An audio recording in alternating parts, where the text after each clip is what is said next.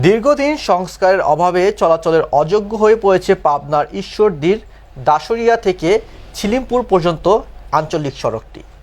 বিভিন্ন স্থানে সৃষ্টি হয়েছে বড় বড় গর্ত, ধসে পড়েছে পিচঢালা অংশ, দেখা দিয়েছে জলাবদ্ধতা। প্রতিদিন ঘটছে দুর্ঘটনা, আহত হচ্ছেন সাধারণ মানুষ, ঝরে পড়ছে প্রাণ। স্থানীয়দের অভিযোগ, বছরের পর বছর আবেদন জানালেও মেলেনি স্থায়ী কোনো সমাধান, ফলে জনদুর্ভোগ পৌঁছেছে চরমে। দাসুরিয়া ছিলিমপুর সড়কে করুণ চিত্র তুলে ধরেছেন আমাদের প্রতিনিধি মোহাম্মদ নাইম হোসেন। পাবনার ঈশ্বরদীর দাসুরিয়া থেকে ছিলিমপুর পর্যন্ত প্রায় ৮ কিলোমিটার দীর্ঘ এই আঞ্চলিক সড়কটি বর্তমানে পরিণত হয়েছে এক ভয়াবহ মৃত্যু ফাঁদে। রাস্তার প্রায় প্রতিটি অংশে খানাখন্দ, কোথাও উঠে গেছে পিচের আস্তরণ, আর বর্ষায় জমে থাকা পানিতে অসংখ্য স্থানে তৈরি হয়েছে চলাচলের মারাত্মক অসুবিধা। রাস্তায় মাটির গর্ত ভাঙা ভাঙা, তেঁতুল গাছ পর্যন্ত চুরেলা ঘাট এ পর্যন্ত রাস্তা চলা খুবই কঠিন। দেখা যায় পানি গর্ত মাথা মতো হয়ে যায়, গাড়ি টাড়ি সব জামের বাইরে পড়ে থাকে, ব্রেকও লাগাতে তোলা লাগে, এমন পরিস্থিতি রাস্তার। ধুলা আর কাদায় নাকাল পথচারী থেকে শুরু করে চালকেরাও।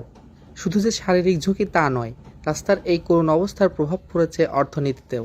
রোডে যে গাড়ি চালাই, এই গাড়ি চালাতে যা কামাই করি শুধু গাড়ি সারতেই দিন পাচ্ছে।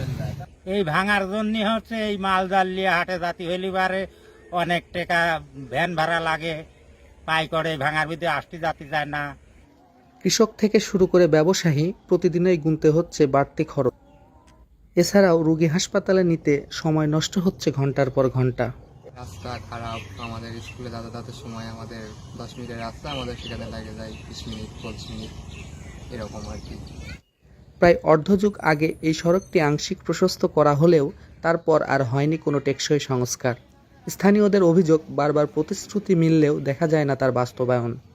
দাসুরিয়া তেঁতুলতলা থেকে ছিলিমপুর রাস্তাটি আমাদের নেক্সট জিওবি মেনটেন্যান্সের যে প্রোগ্রাম আছে, আমরা জুন মাসে আমরা স্কিম সিলেকশন যেটা হবে, এই সিলেকশনের মধ্যেই রাস্তাটি অন্তর্ভুক্ত করব এবং জুলাই থেকে আমরা বাস্তবায়নে যেতে পারবো। প্রতিশ্রুতি যতটা জোরালো, বাস্তবায়ন ততটাই ধীরগতির। প্রশ্ন হলো, আর কতটা ভোগান্তি পোহালে নড়বে কর্তৃপক্ষ?